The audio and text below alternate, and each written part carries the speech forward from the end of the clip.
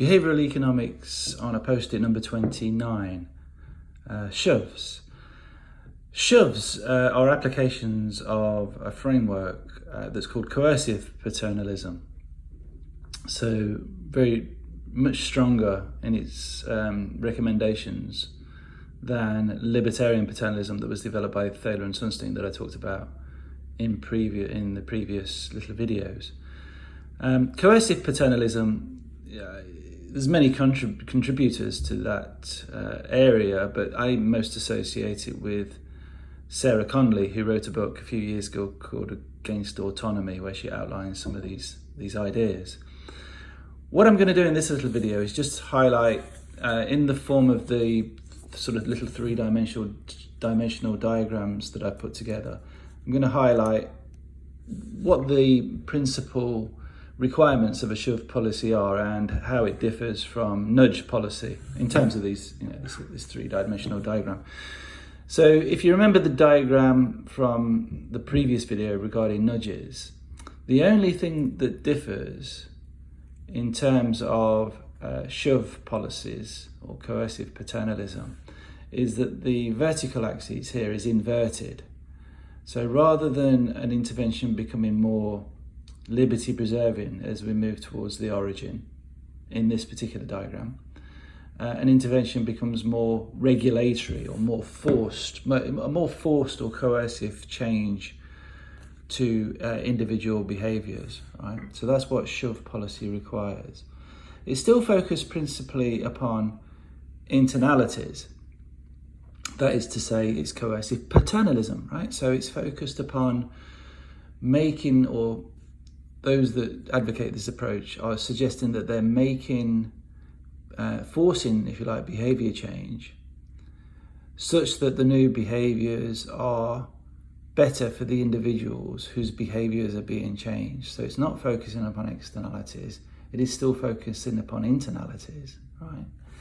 And it's still behaviourally informed, or behavioural economics, behavioural science informed, rather than being informed by rational choice theory or by standard economic theory. Otherwise, in my mind, if it's not behaviourally informed, then it does not fall within the remit of behavioural public policy. Of course, there's many policies that are rationally informed, that are informed outside of the remit of behavioural public policy, that in many instances are more important and more effective and more profound than behavioural public policy. But for something to fall within behavioural public policy, to my mind, it necessarily has to be informed by behavioural economics or behavioural science more broadly, right?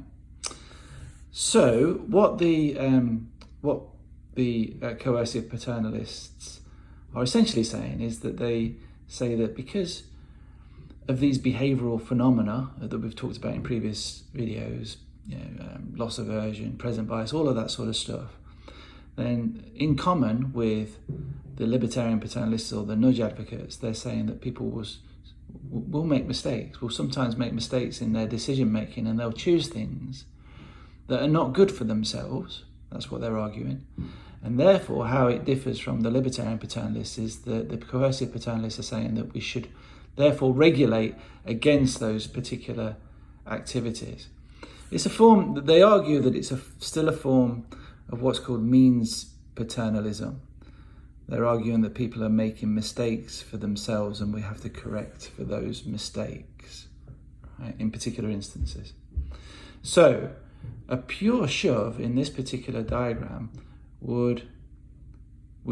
pure shoves would coalesce around the origin, as in terms of that little cube there, right? So shoves should target internalities, should be behaviourally informed, and are highly regulatory. So in her book Against Autonomy, Sarah Connolly argues for a few areas where she thinks pure shoves are legitimate.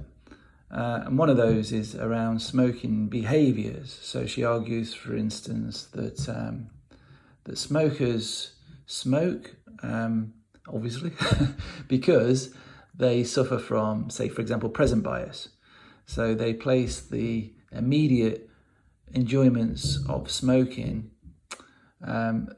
those immediate enjoyments of smoking outweigh in the immediate moment the longer term, very negative consequences of potential consequences of smoking, according to Sarah Connolly. And therefore, she argues that it's obvious to her that the harms outweigh the benefits of smoking, and therefore we should just ban the sale of cigarettes.